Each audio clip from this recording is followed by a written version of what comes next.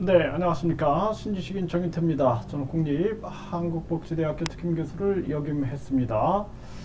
이 외국인 투표권 폐지에 대해서 한 2년 동안 계속 외쳤던 것 같아요. 그래서 외국인 투표권이 있다는 게 말이 안 된다. 네, 그래서 미국도 외국인들에게 투표권을 주지 않아요. 네, 이게 안보의 문제입니다. 안보의 문제. 일본도 외국인 투표권을 주지 않습니다.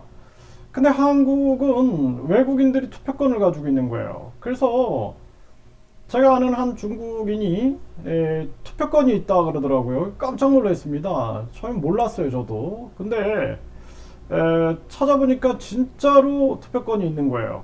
네, 그래서 지방선거에서 외국인 투표권을 인정하고 있는 건데 이 미국이나 일본에서는 절대 허락을 안 합니다. 네, 이거 우리나라가 예를 들어서 제가 공산권 국가에 가서 투표권 달라 그러면은 아마 총살당하지 않을까요?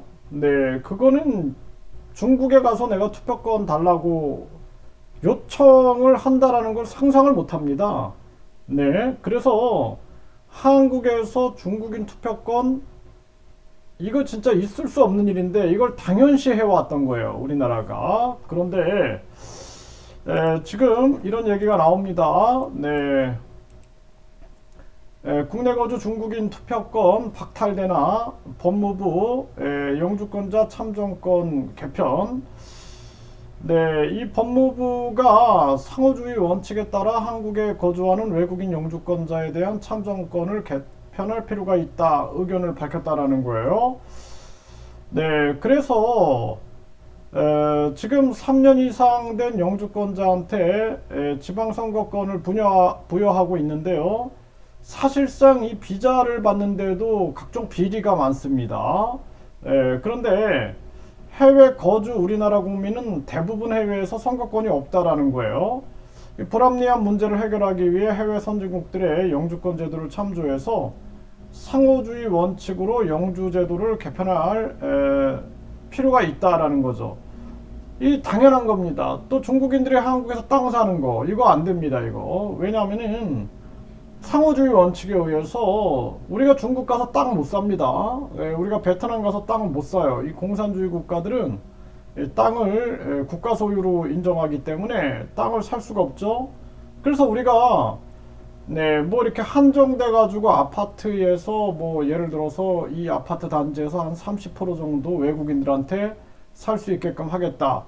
이런 식이죠, 이런 식. 그리고 이제 그러한 부분들인데 이 소유권도 잘 따져봐야 됩니다. 뭐 소유권이 예를 들어서 뭐 50년인지 그렇게 되면은 결국에는 이러한 부분들을 상호주의 원칙에 따라서 우리가 하지 않으면 안 된다는 거예요. 우리는 국제 호구가 아니죠. 그래서 지금 2006년부터 외국인 유권자가 투표권을 가졌는데 지금 중국인 유권자가 99,969명이다. 거의 10만 명인데요. 외국인 유권자는 127,623명인데요. 중국은 외국인 영주권자한테 투표권을 허용하지 않고 있다라는 것입니다. 제가 뭐 베트남도 공산국가인데 거기에서 거주 비자를 가지고 있음에도 불구하고 뭐 투표권 상상도 못하고 투표하라 그래도 못합니다. 누가 나왔는지 알 수도 없고 누가 누군지 알 수도 없는데 무슨 투표를 합니까?